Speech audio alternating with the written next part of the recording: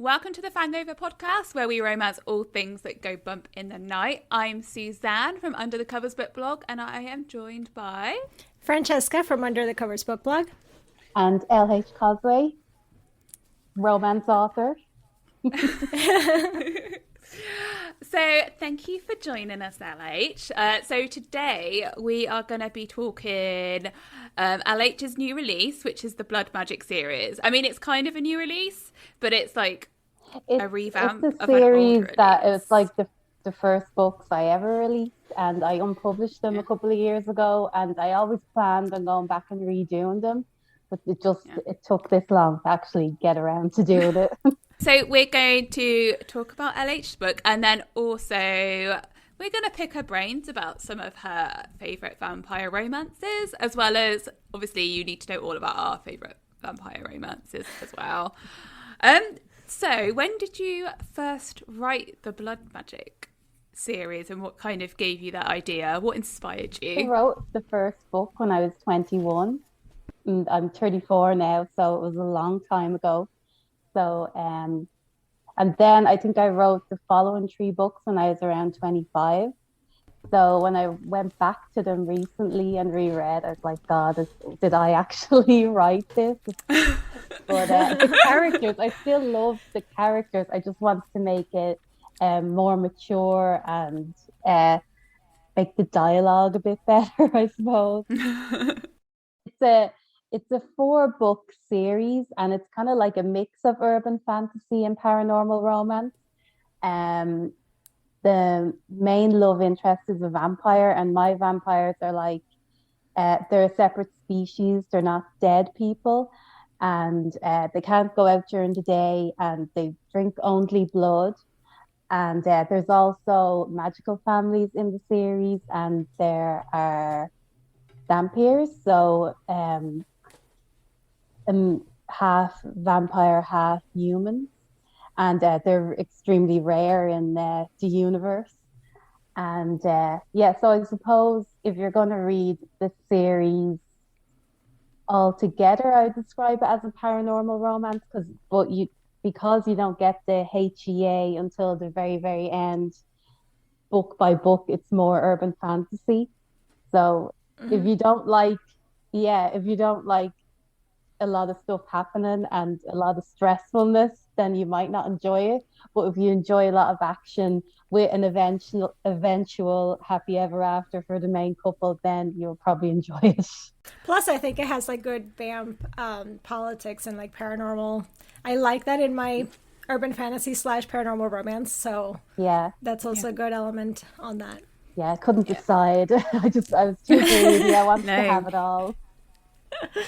No, I like following. I like the urban fantasies that kind of follow the same couple. So it's like this great. You get all the romance. Your romance needs met, but then you also get all the stuff that you get in a fantasy as well. So all like the action, politics, magic, or whatever else is going on. So for me, I like those like romantic urban fantasies, a bit like the Night Hunter series, which we spoke about in the last series, is like a similar thing where you follow the same people, but there's lots of sexy times and kissing too, which is what I'm about. My favorite parts of books is when the couple aren't actually together yet, and that's kind of the opposite of a lot of readers. They just want them to be together, but I'm like, no, the parts where they're not together yet are more enjoyable for me, so I'm trying to like drag that out as long as possible, which you can do in urban fantasy and paranormal romance a lot more than you can do in contemporary, because they have to get together at least early enough in the book. No, that's true. I agree. I like it when they're just they have to getting to know each other for some reason, but they're not actually together yet. Yeah. My favorite times. And just seeing that like chemistry and relationship build up, and I'm the same. The same. The love magic that and the danger and stuff. There's not enough time for them to properly get together yet anyway. So and they discover more things about each other along the way, and all the danger. Yeah, I like that. That's fine. Yeah. So is that what people can expect from Blood Magic then? That like build up an expectation of like you're it not finally going to get happening. your satisfaction, you know, until later on. But it's still enjoyable, the banter and the, you know, Yeah. the angst. Yeah. I think good banter is something that everybody can expect from your books anyway. So that's like stamp of Favorite parts to write. This dialogue is too boring. It needs more banteriness. Yeah. I mean, I feel like that's how people speak in real life anyway. Yeah, I always Yeah. try to make it sound like a real conversation. It's like, how would someone reply to this in real life? Yeah. Yeah, people don't speak in monologues, like in a general sense, In you know? paragraphs. Yeah. But sometimes I have to do that just to get all the info out. It's like, I hate in Yeah. my books where I have those paragraphs, but there's no other way to get as much information Yeah. out. They just have to speak like that, especially towards the end where things are being explained. It's like the characters Yeah. are talking in like 3 or 4 big paragraphs. It's like, this is so chunky, Yeah. but it has to be done. Okay, so you said that Blood Magic was like the first thing you had written, and you dive straight away into like vampires. So what made you choose like vampires as a romantic hero? Well, at the time, it was like all I was reading. I was absolutely Okay. obsessed with the Suki Stackhouse books. Like, See, Yes! I told you. you can probably tell, especially from that first when book. I read the first Yeah. book, I told Suzanne, I'm like, well, it's like Suki Stackhouse. So if you like Suki Stackhouse, you'll like Nightfall. I like to think exactly how that I as the sold it. series goes on, it becomes more my own unique thing. But I know the very start of it, it's very Suki Stackhouse-ish esque. I'm trying to think. It feels like so long ago. Like nowadays, I rarely read vampire stuff, but that was like all I read back then. The Black Dagger Brotherhood. Um, it's too far back in my memory to remember them all. Yeah. No, I think vampires had a time, didn't they? Yeah. They were in like everything. They definitely peaked about back then, yeah. Yeah. I also remember loving the Suki Stackhouse series. I can remember like saving up all my money when the new books came out. Like, I have to have the next one. And they were all a year apart. How did we survive during those times? We had so much more willpower back then. When people have to wait a week now, it's like too long. Too long. Do you know what, though? I still haven't read the last book in the Suki Stackhouse series. Oh, it's a very long series. I haven't either. Yeah, I do tend to kind of just forget about them after a while when they go on. The first 5 books usually hold my attention, and then after that, I kind of like just drift away to other things. I just forget about them, and then I'm like, oh yeah, I was reading that. I should go back. But because I forget so much, I nearly have to go back and read the whole series again to remember where it left off. Which is impossible. Time. And there were so many characters in the end in the Suki Stackhouse series, and you needed to remember what their relationships were to each other. It was it was a great series. I agree. The first 5 books of the Suki Stackhouse series are amazing, especially when Eric loses his memory. Best book. That is my absolute. Well, the memory loss, but one of my favorite themes of kind of paranormal series is when the hero is turned evil at some stage, maybe by the 3rd or 4th book, and whatever, they have to go through a whole thing to get his heart back again or restore him to. Yeah.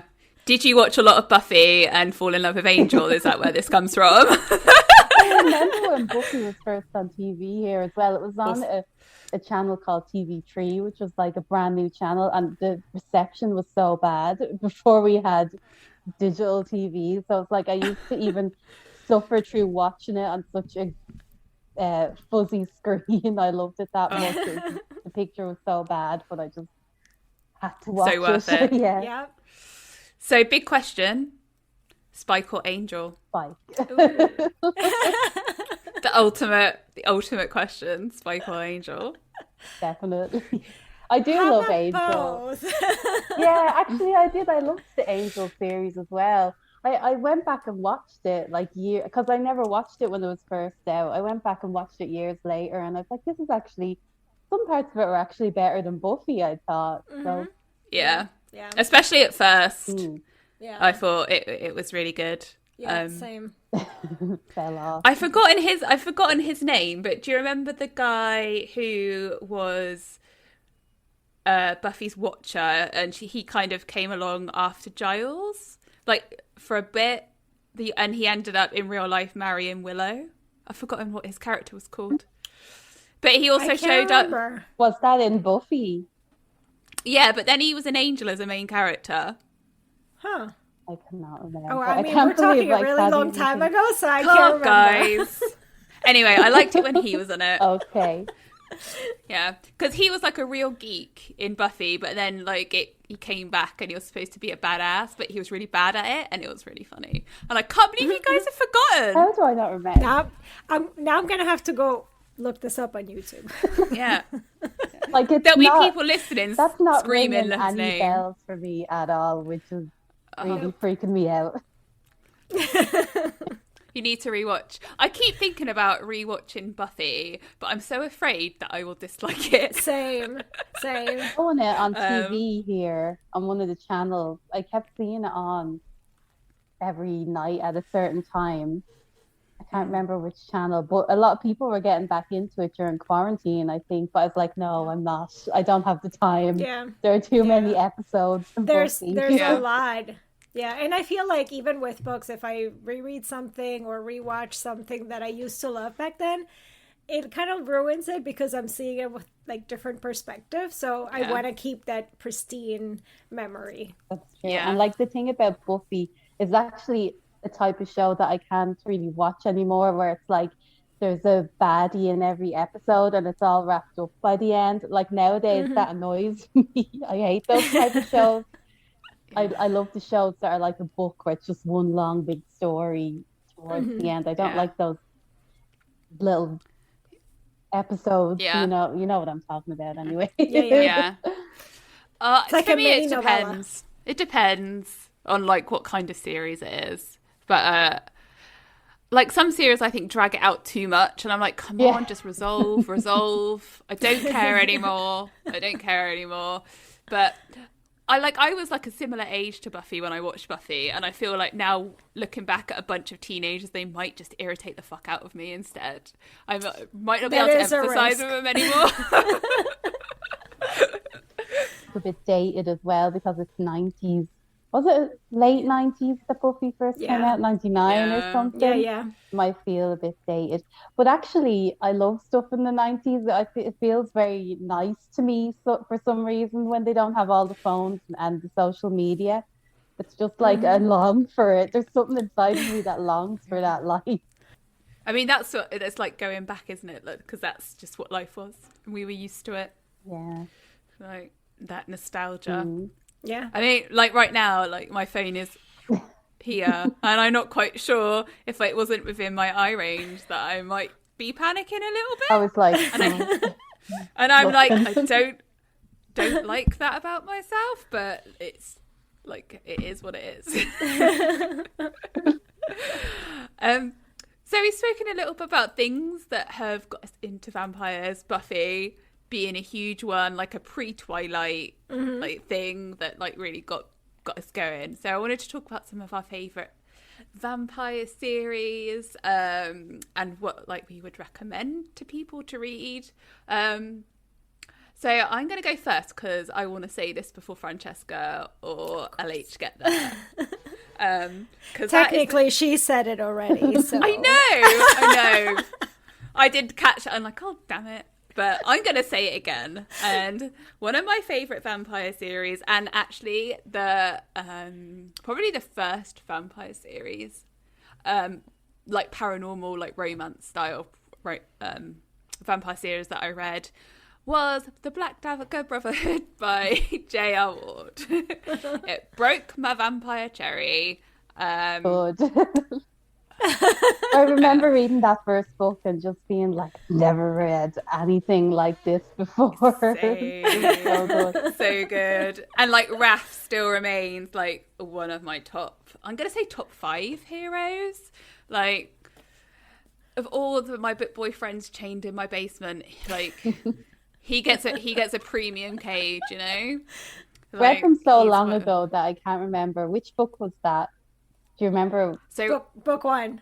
yeah, so Oh, Dark that's Love the for book one main was guy. Raph. Okay, I don't remember the Yeah, names, yeah, but I have a vague recollection in my head all yeah. those years ago when I read them. I loved the King of the second book. Vamps. Yeah. The Yeah. second book's really good, yeah. So that was Rage's. Rage's book still makes me cry when I reread it. Like, it was like so good. It was so good. It makes me cry like every time, and always on the same part. Is that the fourth book? No, the second one. Second one. You really liked. Yeah. I can't remember the names. I'm terrible. Sorry. I need to shut up. Yeah. So book 2, which is Rage and Mary, makes me cry, and the bit that makes me cry is when like Mary's like super independent and she's dying. Sorry, by spoilers, guys. If you haven't read them by now, then you're never gonna. Yeah, I was gonna say. I know. But she says she's kind of pushing Rage away, and then Rage goes, but then she runs out saying, "No, actually, I'm not okay." And then I'm just like, "Oh my god, she's not okay!" And she's told Rage, and I'm just like in tears.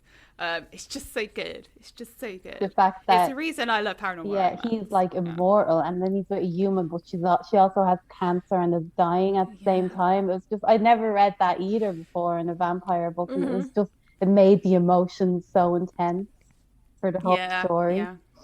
And it really mixes, I think, real life with the supernatural because it's bringing in something that it's. Yeah. And it can't get more real life than that. So. Yeah. And J.R. Ward is like, in my head, she is a vampire. She just looks, like when I see her, I'm like, she's a vampire. Yeah. She has the look. I don't know why. I mean, of all authors who are secretly vampires, I mean, J.R. Ward is on the top of the list. True. Like most of the authors are pretty boring people underneath it all, but her, I'm like, her life is like a mystery. She just looks so mysterious. For sure. Well, I guess she's done really good branding. Yeah, then. true. I do love J.R. Ward. I want her to be my best friend. She always has the sunglasses on, and it's like, she can't handle the daylight. And like with anyone else, it really annoys me when people wear like either sunglasses inside or like sunglasses in the winter. But with J.R. Ward, I'm like, yeah, that's fine. Yeah, that's fine. If you ever took them off, I would be really like disappointed. Who is that? Yeah, I'm like, I don't recognize who you are. But breaking the spell. Yeah. But so I mean, Raph is my favorite. Is like my Hellran. But I agree, the second book is probably my favourite one in the series because every time it just provokes so many like emotions in me. So read it now. You should definitely reread it. It's so good. I like the first 3 6 is also really good. Is that Zadist? Zadist. Yeah, the ex-slave. Yeah. That book's intense. There was a lot of intense emotions in a that lot one of people too. love that one the most, I think. Yeah. I Even though mean, he's not my favorite hero in the series, but I think that's a really solid story. Yeah. And I'm just gonna once again, because I've spoken about Fury before, I'm just gonna put out here for Fury as well. His book is. I agree. His book is perhaps not the strongest. It's not. But it also made me cry, and I also but really it's a love shame Fury. because I feel like he gave everything for his brother, and then J.R. Ward gave him such a crappy book. Why? You don't choose for it to be crappy. Sometimes they just end up crappy, and we always mean for them to be good, but it doesn't work out that way. I think there was almost too much because he was an addict, wasn't he? Yeah. So in one 350-page book, she had to get him over his addiction and fall in love with somebody. Yeah, that's always. And with hard. somebody, and with somebody that is really not even used to, life because it's a. She's been cloistered, hasn't she? Yeah, exactly. So she doesn't really know anything about the world or society or men. So she's very reserved and not so in touch with her own emotions. So there was a lot to unpack in one book, and it just Yeah, she needed to do what she does now, which is unpack a lot of it in other people's books and then yeah. have the culmination in his own book. But she didn't yeah. do that. I mean, I don't understand why authors don't just listen to us. So selfish. But I know. But I just wanted to shout out for Fury, who I think is amazing, but doesn't. It's a great character. Doesn't get, and he's got such great hair as well. I mean, I love that. So important. Hey, it's definitely important. Like, you're not going to fall in love with a hero who has like greasy, horrible hair, are you? No, so true. Balding. yeah. I've literally never. Oh, I have read a balding hero, but he was also a ghost. Oh. Couldn't help it. The Kelly Armstrong one, where they're both ghosts, like in his. He was balding. Yeah, so when he died, he was kind of like a tubby late middle-aged man who was slightly balding. But now obviously, I have to reread then. But obviously, because they're ghosts, he goes back to when his appearance kind of goes back to a bit to when he was younger and like skinnier and had more hair. But that's what I remember. Okay. Yeah. But series was that? I feel like I have amnesia. That was that Women of the Other World. Yeah, I love it's like that in the series. middle somewhere, isn't it? Yeah. I think it's book 6 or something. Yeah. Okay. It's good. And so now I've taken the best one, in my opinion. Francesca, what's one of your what book was your first vampire book? So my first vampire was when I was probably too young to be reading about vampires and all these things, but it was Anne Rice, and I binge read everything that she had released at the time. I mean, I was reading some of her not so PG stuff when I was probably 17, which was not a good idea, but the Vamps for sure. Vampire Lestat was my childhood book boyfriend.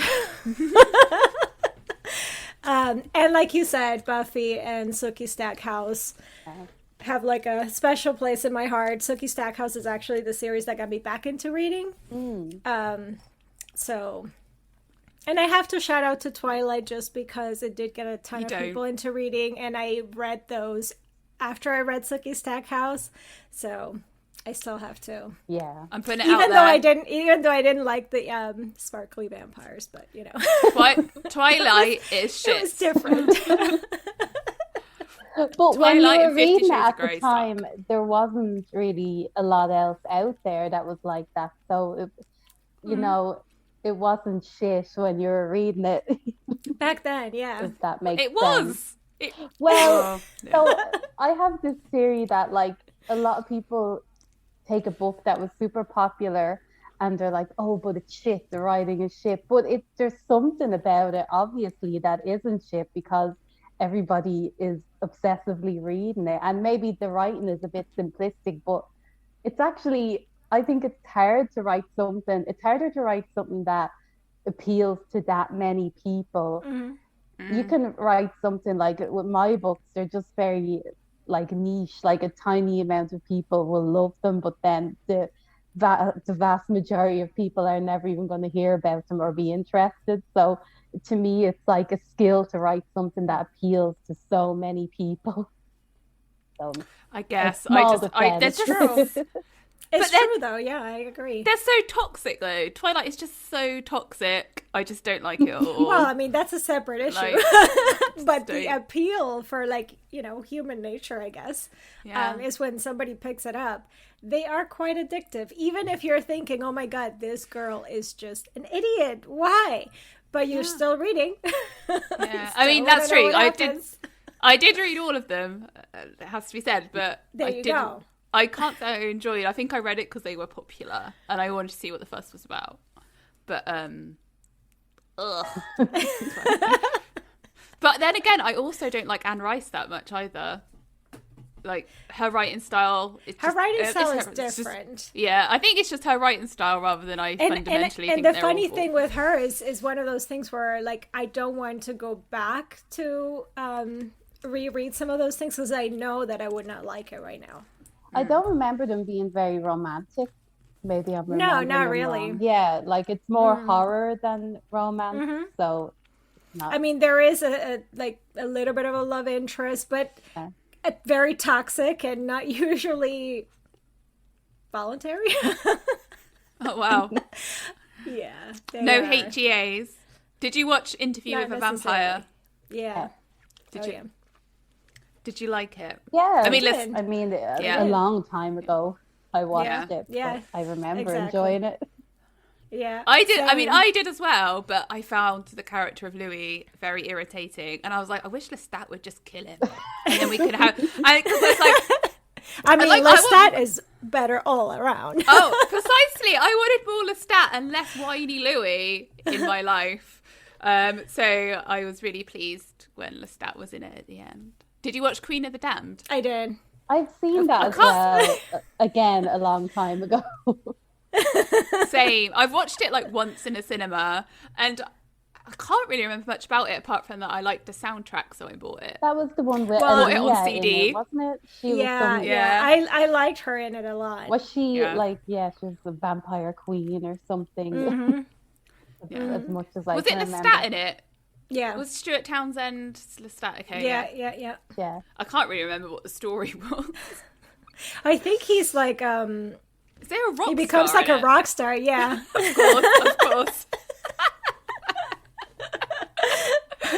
Oh, I now really Love want to it. watch Queen of the Damned again. Similar vibe. Like, Do you remember those Underworld movies with Kate Beckinsale? Yes. I love those. Love those. Yeah. Love those. And Martin. I feel like I'd still love them. Yeah, Yeah, Martin I think so Sheen too. was in them as a vampire, and he just looked complete. Is Was it he? Martin Sheen? The guy that was I don't also know. in Twilight. Maybe. Yeah, Maybe. you wouldn't Maybe. recognize him in it. Oh, do you mean the guy? Do you know? Have you watched Staged? Yeah, him. And he So was Michael younger. Sheen. Oh, Martin think- Sheen. What am I think. talking about? I think he's also in like Good Omens, yeah, right? that guy. Yeah. I didn't realize he was in. The Underworld. Underworld. I I think do he's like- a werewolf in it. Oh, is that him? Yeah, I know. Unrecognizable. Lucius, right? Because I remember thinking Lucius was hot. He was. not that Michael Sheen is ugly or anything, but he's not someone I associate with being hot, you know? I still fancy him. It's his personality. Oh yeah, I would totally do him, but like See, he's just so charismatic, even though he's not, yeah, he is. you know, conventionally good looking. Whenever I see him on something, it's like, God, he has such charisma. Yeah, he is yeah. like good in everything I've seen him in.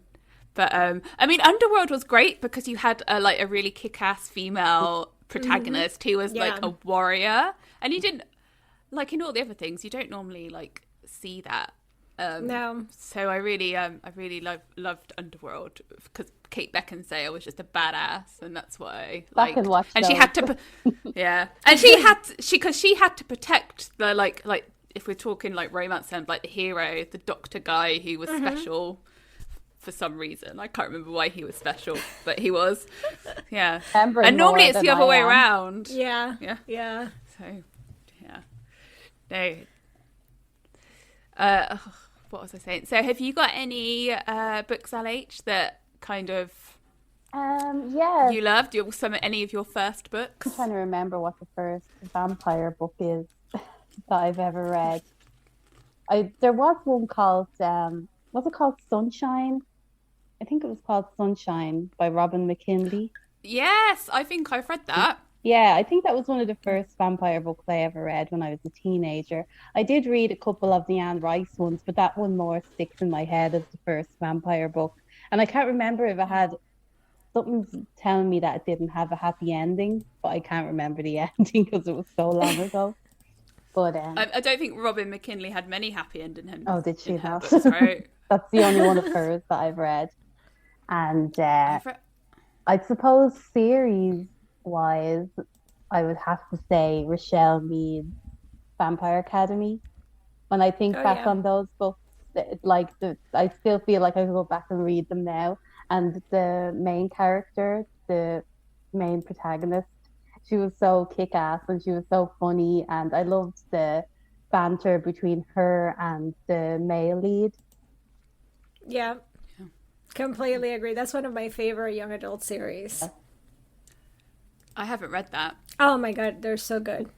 I feel like I won't like it. You probably wouldn't like the first one, but if you keep going, she really matures. So I think you would. You have to give it a chance. Liking it. Yeah, you have to give it a chance. And it, like you said, LH, it has such a strong female lead, and the hero is just, oh god, he's so sooty. I love it. Siberian. I think he was from Siberia. Yeah. So he had the accent. Dimitri. Yeah. Yeah. Love it. And also in one of the books, he gets turned evil, which is, as I said earlier, one of my favorites. It's your catnip. I think it might have formula. been book 4. I'm not sure. I can't remember, but that happened. So if you're into that sort of thing, give them a read. I'm going to be honest. I'm not going to read it. Oh, you're missing out. It's probably one of the best romance couples with like vampires and vampires. But it's young adult. I would describe it more you don't like feel it that adult. much, though. Yeah, you don't feel. I don't like new adult. All characters have to be over 25. Oh, okay. No, I mean, no, not really. But like, you can't really feel it though. I can't do college romances. I just don't care about them. It is set at a school, so yeah. But it's a school for them to be like the best vampire self. Yeah, no, well, not the vampire self, but she, like the heroine, is supposed to be training to protect the vampire royal. So it's not quite like classes, like college classes. So yeah, it's more like combat give it a try. Self-defense classes. Maybe. Not convinced. Oh yeah, it's just I know how picky I am with certain books, and it's just a buzz is on a few things that I don't normally like, because I don't mind young adult, but I don't like young adult with like romance in it. So throw like Patrick Ness, Philip Pullman at me, I'll devour it. But throw Rochelle Mead or any other YA author at me, and I'm like, no, thank you. But you haven't tried it. I've tried a number of like romantic YAs, and then just like, ugh. I don't care about your teenage romance. Just in real life, it would never last. yeah, I'm like, if you meet life at hasn't 16, it's not gonna last. yeah. So it's like life hasn't beaten you up enough yet. But yeah. But so moving on to a better book. Not really. No. Okay, so my next recommendation is like a book by an author who I love with the passion of 1,000 suns, and also it's a mixture of genres, and that is Sweep of the Blade by Ilona Andrews, which is part of the Innkeeper Chronicles, where the vampires are from outer space. Oh. Which I mean, Francesca has read the first book in this, and it's not as cheesy as it sounds, right? I do have a really cheesy one, which is in space, which is really cheesy. Well, describe it for me because I haven't read it, so I could be interested. So it's like alternative Earth, kind of, and in this alternative Earth, there are things called innkeepers, and these innkeepers are basically people who have gateways between different worlds, and the people from different worlds can like stay in the inn, but because the general populace of Earth is not aware that we are not alone. And so vampires are basically just another race of people out in the universe, and they have this really hierarchical society, and they have like knights and things like that. And in Sweep of the Blade, we kind of move away from like the inns, and we go back with Arland, who is a vampire. I can't remember what his title was. He's like a marshal, I think. And then it's like his romance with one of our heroines who's popped up in the other books. And it's just amazing. I just love this book. Did you just spoil who's going to be the one that ends up with the heroine in the first book for me? I mean, if you haven't worked out... I mean, I feel like the first book makes it very clear that who she's gonna end up with. But it did. But then when I finished reading it, you're like, well, but the vampire. I know. I was trying to add some mystery in, but I mean, it's very clear who she ends up with. But how they get together and what happens next is still real good and unexpected. So you should continue. Don't care. I never really care about spoilers. Yeah. I mean, with romances, it's like it's going to happen. It's all about enjoying how they get there. The journey. Yeah. So, the Innkeeper Chronicles are great anyway. It's like it's not really a vampire romance apart from that one book, and it's like a vampire romance that doesn't really hold to many of the tropes of vampire romances. Right. I'm interested. But it's because I don't think they drink blood. I can't remember where the blood comes in. Oh, then how are they vampires? Or do they drink blood, but you just never see it happening on the page? I mean, you never see him drink blood on the page. Like blood is important in some way, but it's not like they drink it like you expect. I can't remember what it was. But basically, all myths of vampires have come from the actual vampires in... I don't want to say vampires in space because it sounds so corny. And it's not like a corny book. It's like clever it's like and funny and it's like a good urban fantasy / sci-fi. Right. Yeah. So I very badly explained it, and I'm sorry, Elena Andrews, who I love. I've explained your book badly. Failed her terribly. Failed. I haven't failed them. I failed them. Gonna go after this. I'm just gonna go in my room and cry. But no, a lot of people will hear vampires in space and be very interested. So don't worry about it.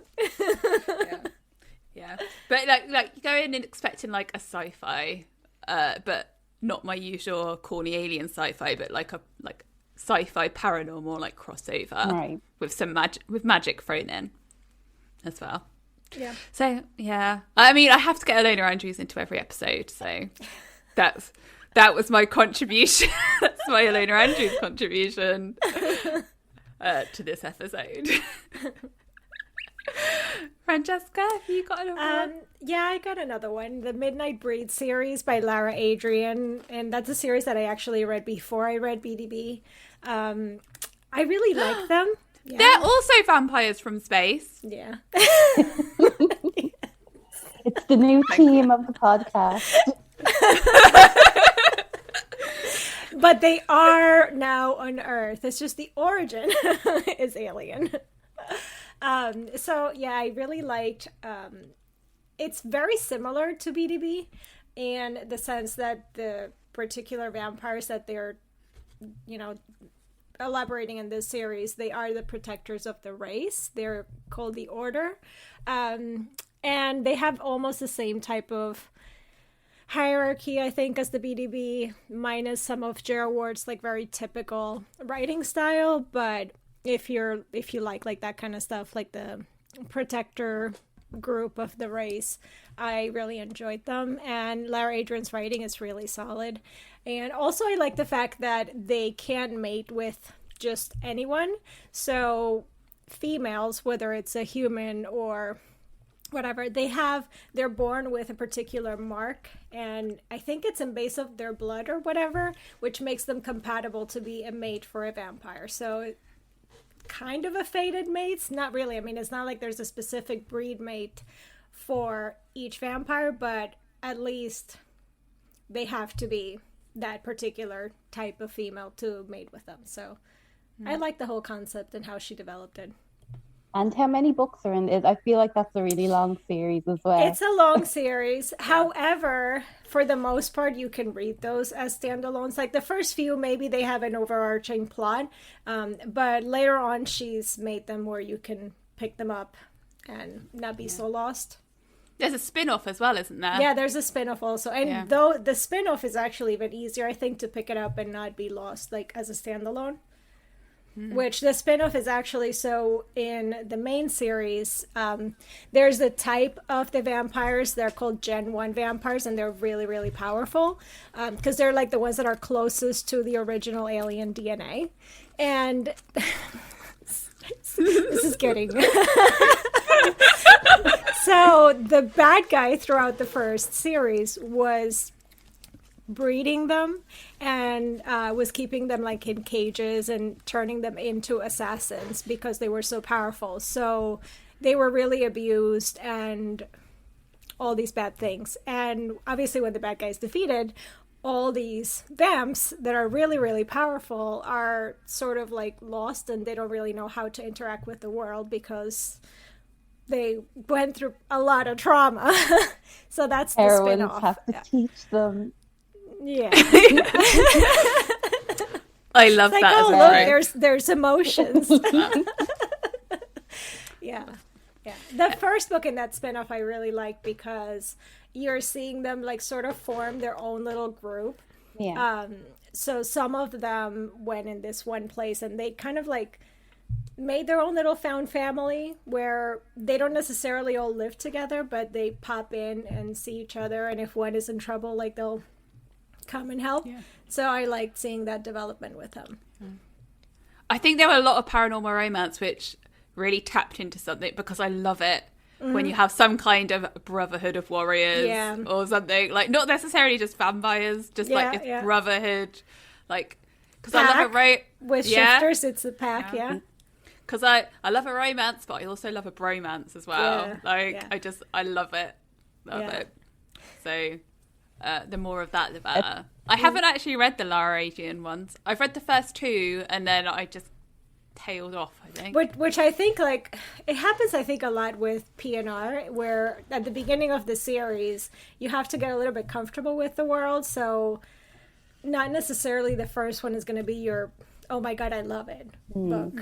So, yeah. One day I'll pick up the rest. Yeah, I think the sweet spot is somewhere between, like, book 3 to 5. Yeah. With all of these types of series, it's where it's like, okay, now I'm really invested and I really like these. And you had the build up because like you really wanted that guy to get an HEA. So it's like with these book series, people complain about the world building, but when you get past all of that, then it can be so good when you're fully ensconced in the world and you know how it all works. And also, it is like book 3 before you hit that point where you're fully invested. Yeah, that definitely happened to me with the Hollow series by Kim Harrison.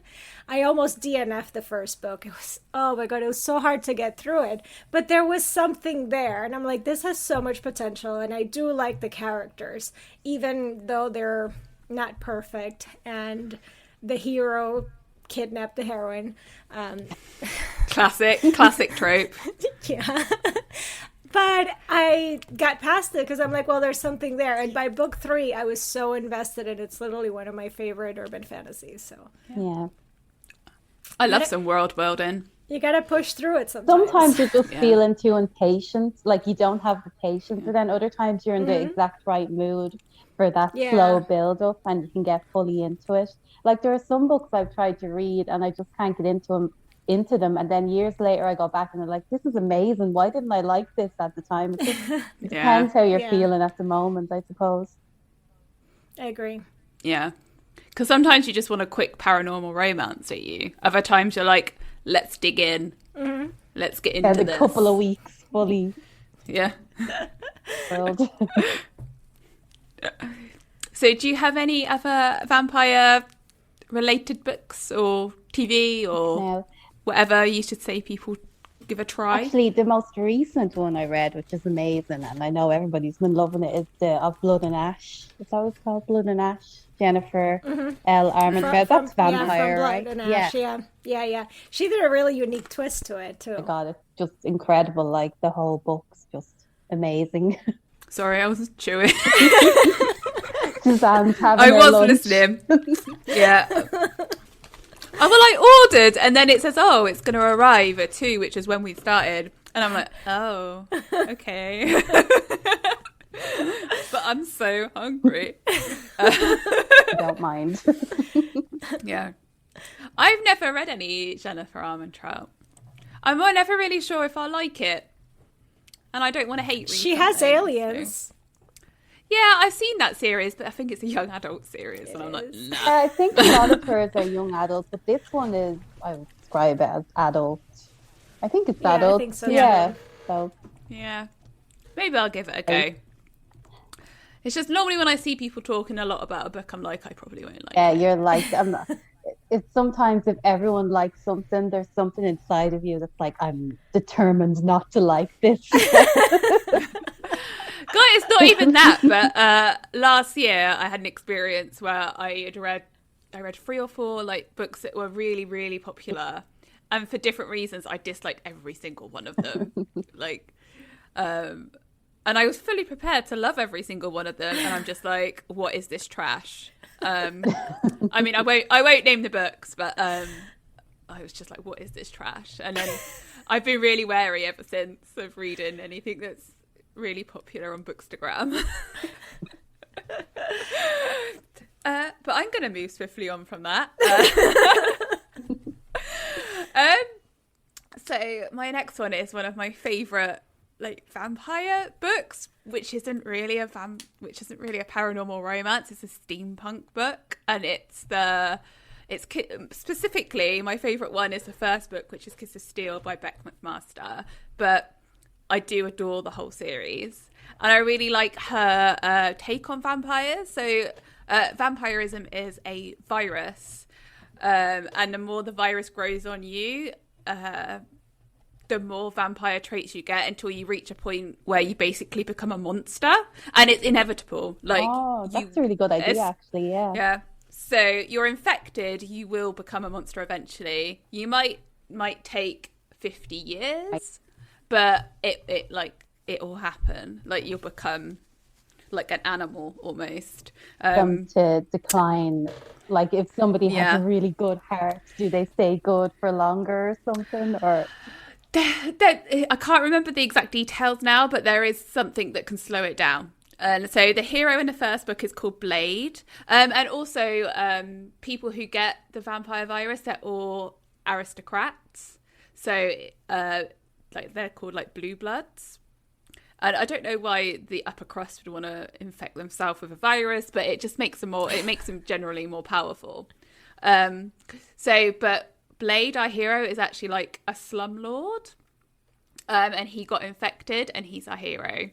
And his number is really high. His rate of virus is like really high, and he's quite close to reaching like becoming a monstrosity, which is of course when he meets our heroine. Of course. So yeah, it's just such a great book. I love it so much. So our heroine almost like brings him back to humanity, but I'm sure there's some other stuff involved. I can't remember the details exactly anymore because it's been a while since I've reread it, but it's just so good. And Blade is amazing. So it's steampunk, so it's set in Victorian England. And I love books that are set in that era and the hero isn't a duke or like he's like a normal person. I mean, he's kind of a normal person, but he's also like an underworld like king. But you know, it's romance. But it's amazing. So if you haven't read that and you haven't read steampunk, but you're a romance fan, like London steampunk is like a good entryway because you get the steampunk elements, but you also get like the romance and like familiar things like vampires and werewolves. So because werewolves are also in this too. Always a bonus. Yeah. When I was looking for like favorite vampire romances, I realized I've read much more shifter romances. Same here. Vampire romances. Yeah. We just had that conversation this morning because I was telling Suzanne, I thought I really read a lot of vamps, but and a lot of my favorites are vampires, but apparently I've read a lot more shifters. Or paranormal romance. It seems to be more common nowadays. Those are more common now, Not a fae fan. No. And I think that's just because they're mostly in YA more than anything else. But shifters. My favourites are vampires as well. But I think it's because they're all from like the Black Dagger Brotherhood or other series which are massive and span most of my vampire reading, but actually it's only 3 or 4 series. Mm-hmm. Same. But I've read loads of different shifter series, so Yeah. You'll have to do a podcast about shifters now, if you haven't already. I mean, Haven't we done that definitely yet. need We to. definitely need to do that. Yeah. Be a long old episode. Yeah. Lots A long of old recommendations. episode. So many good ones. So, Francesca, do you have any other vampires you want to throw at us? So the last one that I'm going to throw at you is actually part of a series, like you're saying, and it's Sebastian Roth from No Rest for the Wicked by Cressley Cole, which is part of the Immortals After Dark series. There are a few vampires in that series. I know Suzanne wants to talk about one, which is my favorite, so I'm leaving that up to her. And I also love that there is a vampire demon. He's probably my favorite because he has horns also. He has fangs and horns. That's Malcolm. What was Malcolm's book? I can't remember. Demon from the Dark. Yeah, maybe? Yeah. Something like that. So, but in Cressley's series, the vamps can't have sex until they find their fated mate. So our vamps are virgins. And when they do find their mate, like, it's such a cute, and I think especially No Rest for the Wicked did that really, really well. Yeah. Where it handles that part. So yeah, it was adorable. Yeah. And then, of course, no, go ahead. Okay. I was just going to say. Of course, my favorite is the bad guy, which Suzanne is going to talk about. But yeah, I mean, we should take a moment to talk about the Roth brothers, though. So Sebastian is the youngest, and wasn't he because they were human beforehand, and wasn't he going to be a monk or something? Yeah. And then he got turned into a vampire against his will by his brother. He was out of his brother's misguided attempt to always look after his younger siblings. But I love the Roth brothers. My favourite is Conrad, though, because he be crazy. Like, as in, like, let's handcuff him to a radiator kind of crazy, you know? Yes, Conrad was my favourite out of the Roth brothers. Have you read Immortals After Dark? No, I haven't read it. I don't think so. I think I might have read the very first one back when I used to always read vampire stuff. I don't know why I didn't read the rest of them. I'm sure there was some reason at the time. Honestly, A Hunger Like No Other, which is the first one. I mean, I love it because a man rips off his legs to get to his fated mate. I mean, I don't understand how, like, it gets better than that. But it's not perhaps... Because he smells her on, like, walking on the street above him. So he's like, okay, legs gotta go. Yeah, I mean, because he is chained to an eternal fire as well at that point too. Which, because he's immortal, he just gets burned to death and then he comes back or whatever because he can't die from that. But then he smells his heroin and he's like, wow, got to get out of here. And then he rips his leg off. No, he chews off his leg. I think he chews it, yeah. He's been there 1,000 years. I don't understand why he didn't get to that point before. But he finally became desperate enough. Yeah. It's like, I'll just sit here and get burned to death over and over. That's fine. So that was the first book. I mean, if that doesn't ring any bells, maybe you didn't read it. No, like but the series is really, really good, though. Mind just does not hold information unless it's the last 3 books that I read. It all goes out of my head. Yeah. But I definitely recommend. Yeah, like, definitely recommend the whole series. Witches, demons, vamps, like there's everything. Valkyries, everything. Mm-hmm. It's absolutely crazy. Yeah. It's ridiculous, but it's amazing. So the book I was going to talk about in that series is Lothair, and if you like a bad guy, he's gone good. Then I'm already interested. I mean, Lothair is literally the bad guy. Oh yeah. Like genuinely bad. Like does bad things throughout the series, and then you get to his book. Pretending to be bad for some noble reason. He actually is bad. No, he actually is. Because like the vamps, after a certain point, can biologically like turn bad, and like their eyes they go red and all that. So like he's at that point. He's gone past the he's safe vamp space. He's killed a lot of people, and Right. he's not. I mean, he's always intriguing because he's also. I don't know what it says about me that I like all the heroes that are genuinely like insane, because he is insane as well. Like that as well. Like, yeah, like Yeah. no, I don't. I'm interested when they're like crazy. he literally rips out his heart and sends it to the heroine. After I think they've just had an argument, and he's like, "Look what you've done to me." I know. Oh no, it shouldn't. like... I said this is a reason to read it. Like, it's just. Some people would hear that and be like, "God, that's too extreme," but not for me. Oh no, no. It's like a classic Lothair move to do that. It's just so good. So good. And the book itself is like really, really good. However, you do need to read them in order to get like the full effect of Lothair. So, and it is book like 11 in the series. So yeah, I mean, but the 10 books before it, they're are also amazing. They're amazing. But it's not a chore to get No. through them. Yeah, but something about Lothair is just like, I've never really read one quite like it, apart from some of the other Kresley Cole books that I've read. He's just he's definitely a unique kind of heroes, because I'm not a fan of the anti-hero in a general sense, but like, Lothair's also chained in my book boyfriend basement, so this is why I had to leave it up to you, because like, he's my favorite from the series, but I'm like, well, Suzanne doesn't really like anti-heroes, so this is something special. Lothair, he's so good. He's so delicious. good. He's so good. See the love in your eyes as you I'm just like, think about it. I love all the crazy vampires. Like, they're the best ones, apparently. Heavy sigh. I know, it's just so good. So good. Did you have any others, LH? Oh, I think I've mentioned all of the ones. I'm sure that I'll, later on today, I'll probably be like, why didn't I think of that? I think we've definitely covered off a load of the classics. Yeah. So I would say like the Black must read. Dagger Brotherhood, Immortals After Dark, Suki, Stackhouse, Vampire Academy. You probably have one more space vampire to talk about. Oh, yes, I did promise like a cheesy...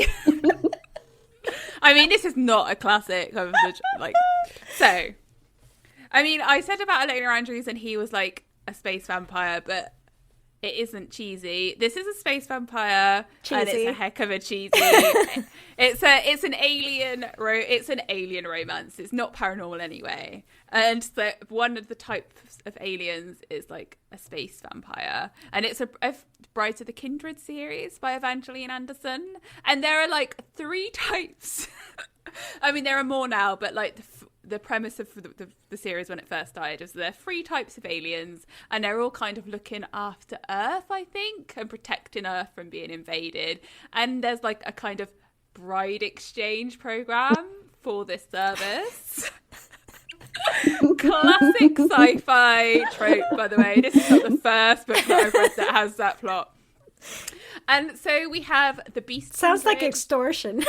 I mean, I would go for the program because they're all hot, obviously. So the first one is the Beast Kindred, and they're kind of big and brawny and like they're not primitive because, you know, they have spaceships, but they have like that vibe. And then we have the Twin Kindreds, and they always come in 2s, and so it's like a built-in like menage. And the twins always have the dynamic of one being like the light twin who's always happy, blah blah blah, and then the dark twin who's like a broody type. And then we have, I think they're called the Blood Kindred, who are just like space vampires. And so there are a number of books. I think it's the second book of the series is the first space vampire book. And they are so cheesy and corny, but so easy to read and like absolutely amazing. So I recommend those if you want something like fun and quick and like really sexy to read. That whole series is great for that. But you both need to send me a list because I'm not going to remember all. But I am interested. Yeah. I mean, I'm team Beast Kindred Right. because I like the like more savage type. I don't know.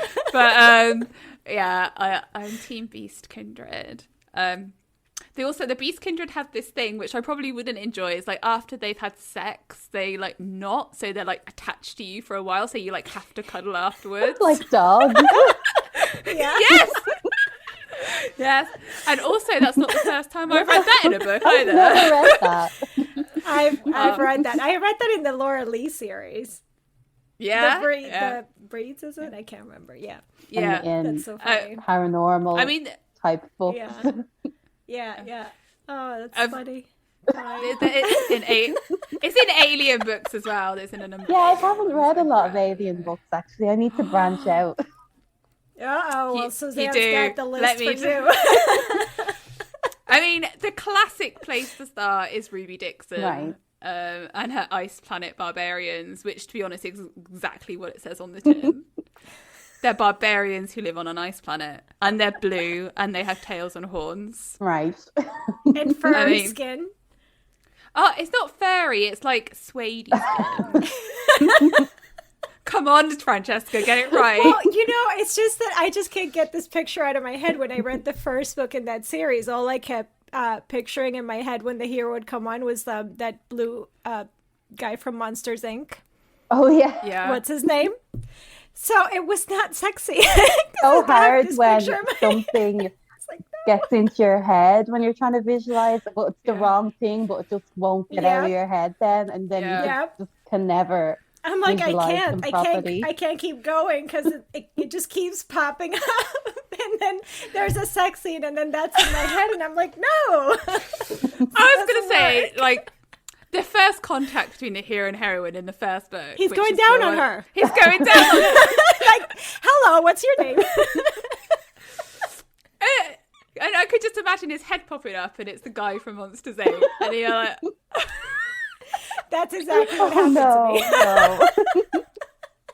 There's probably a porn like that somewhere, Oh, somewhere on the internet. Market for Apparently everything. it was in my head. But don't let her get in your head, LH. You need to read those books, but not think about Monsters Inc. because they are real sexy. Like, I have to visualize something else now. yeah, Knock that image out of my head. no.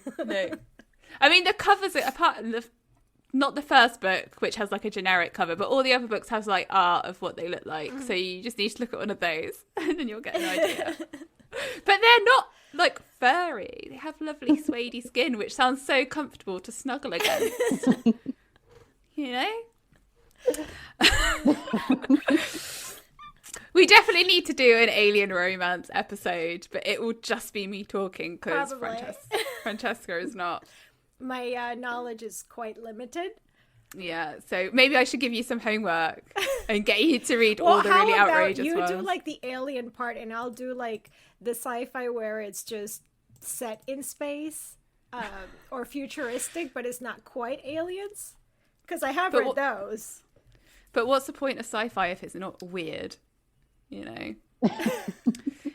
If there's not an alien with weird anatomy that you get to explore thoroughly, I don't see the point. You know? Wasted opportunity as far as she's concerned. Yeah. Keep it to humans. How boring. I mean, humans are boring. Give me a crazy vampire or a weird as fuck alien, and then I'm just like, this is what I need. This is what I need. So, any other kind of vampire-y things to talk about before we close off? Have we given people enough recommendations? I think so. Too many.